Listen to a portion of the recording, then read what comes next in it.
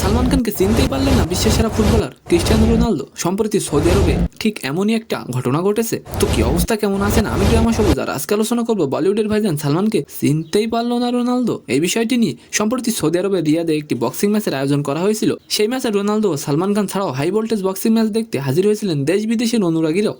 সালমান খান ও Ronaldo একই গ্যালারিতে বসে বক্সিং ম্যাচ দেখছিলেন। সালমানের পাশে বসেছিলেন রোনালদোর বান্ধবী জর্জিনা রদ্রিগেজ, আর তারই একটি ছবি সোশ্যাল মিডিয়ায় ছড়িয়ে পড়ে। তবে তাদের আরও একটি ভিডিও সামাজিক মাধ্যমে ছড়িয়ে পড়েছে এবং মুহূর্তেই সেটা ভাইরাল হয়ে যায়। ভিডিওটিতে দেখা যাচ্ছে সালমান খানকে যেন চিনতেই পারলেন না রোনালদো। রোনালদোর পাশেই দাঁড়িয়েছেন সালমান, কিন্তু সালমানের দিকে না তাকিয়েই বান্ধবীর হাত ধরে চলে গেলেন রোনালদো।